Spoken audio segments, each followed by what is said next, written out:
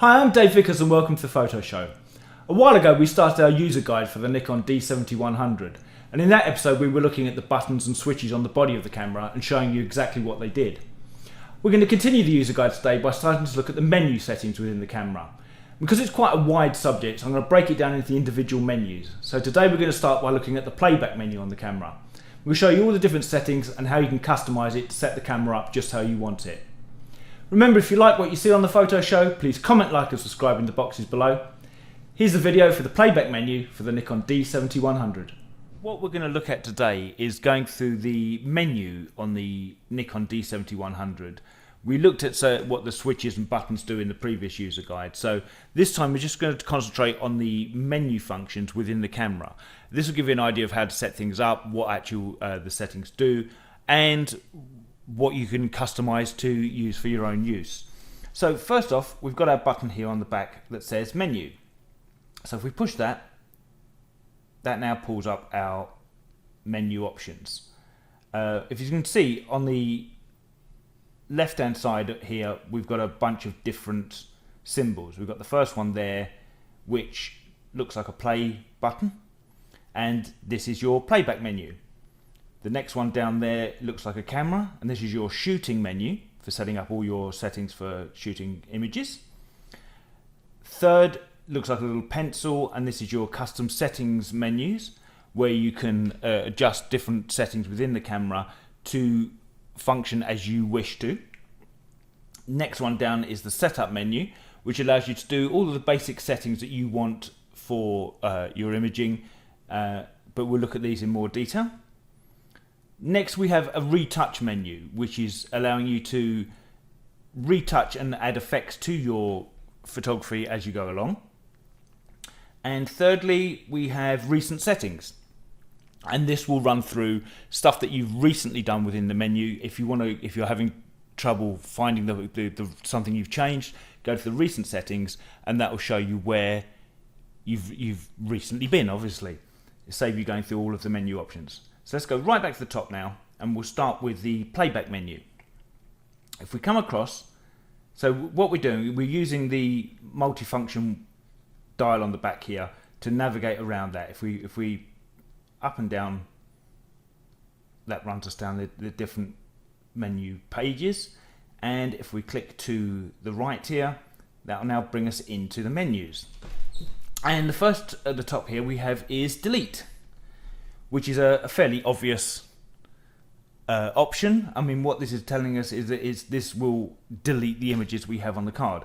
If you press OK, what you're going to do now, you have options to delete the image that's selected, which will be the first image that comes up on your screen, on your playback menu. You can select it by date. So if you want to delete all of the image taken on a certain day, you can do that. And the bottom option there is all. And let's for example say we want to delete all of the images that are on the card. Press the OK button again, and now you're given the option of which card you want to delete, because with the D7100 you can have two memory cards in there. So it's asking you if you want to delete the images from the card in slot 1 or the card in slot 2. You would then press OK. That would then ask you again if you wanted to delete the images. Press OK, and that will delete the images off of the card. Obviously, I mean, I would always, make sure that you've downloaded everything that you want from the card before you go deleting images. I'm not a big fan of deleting images as I go along. I think it's worth waiting until you've got the images on your computer that you can have a really good look at, and make sure that there may be something in there that at the time on the back of the camera you think, no, that's something I want to delete. Have a look at it on a big screen and make your decision then. Okay, so now if we want to go back to where we started, if we go back to where we were, if we now use the left hand part of the wheel, that will take us back. So the right hand will take us into the options, the left hand there will take us back to the full playback menu. Next we go down using the bottom of the switch there, and we have playback folder, and this will decide you can set up different folders within this menu. for maybe you've got different types of images that you want to organize in different folders. On this one, I just have the default D7100 folder, so it's gonna pick images from that folder there. Next one down is hide image, and what you can do here is you can select images or sets of images that you don't want to be shown when you're doing previews on the back of the camera. Let's say you've got, you're with a client, but you've previously taken photos of your children and you want to hide those out. You can hide those so that when you're flicking through, it's not suddenly going to become, images of your holiday on the beach. Next one down there is playback options. Now this is when, let's go back to the beginning here. Playback options is when you're reviewing the images on the back of your camera, it's what information is shown up within the screens. You'll get some choices. I'll show you in a second. But you have choices here of showing things like where the focus point was, just the image itself, if you have any highlights, if there's any part of the image that's blowing out beyond the realms of the sensor, if you're getting stuff that's going to be overexposed, that will highlight that up. The RGB histogram, so you're getting histogram information on the red, green and blue channels. Shooting data, which is obviously information on how the image was shot, and an overview. So let's go back on those now and show you what that actually means. Let's go there and we'll press the play button. So there we've got an image on the screen that's taken. If I now use the bottom of the button here, this will scroll through what my playback options are. So that's the image itself. That's the image with some details. It's giving the date, time, and the image number. Press it again. That's now giving me the same image, but it's showing the RGB histograms as well. You've got your highlights and shadows, your reds, your greens and your blues there.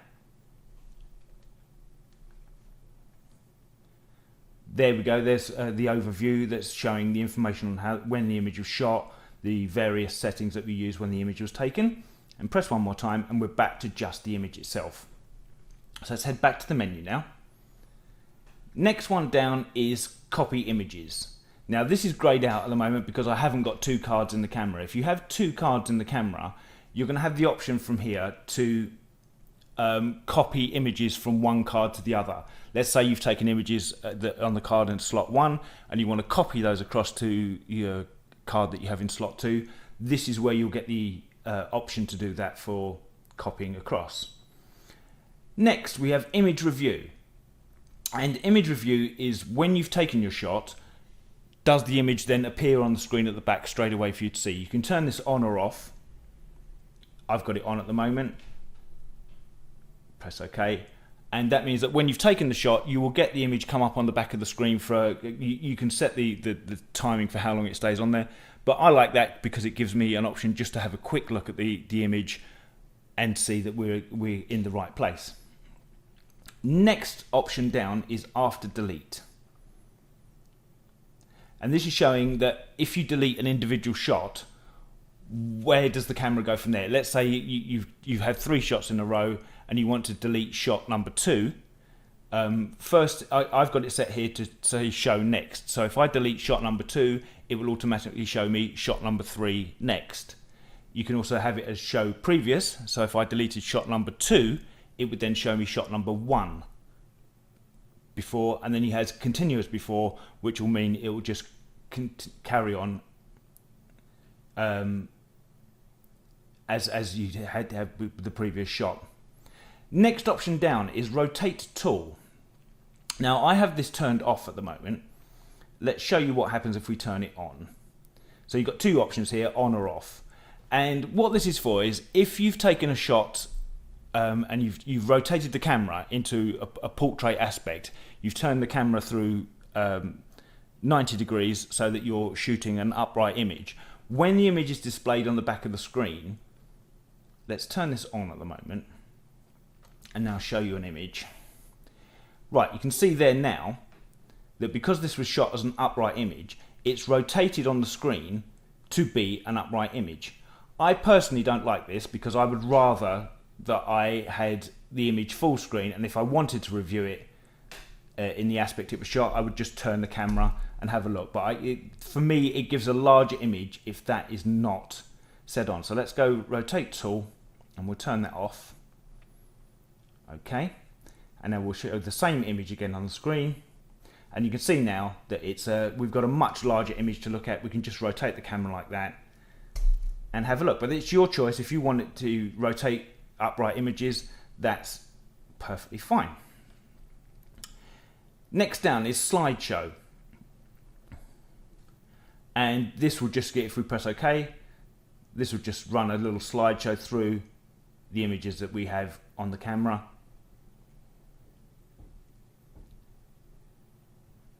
Press OK and that will stop that.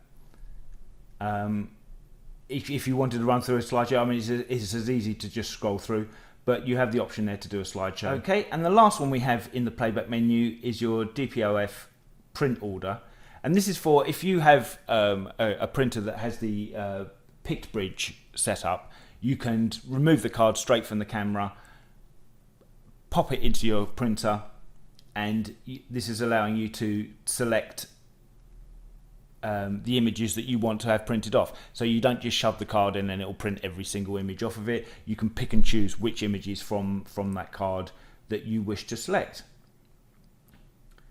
So that's taken you through the playback menu. So let's return that back to the top, and we'll move on to the next menu.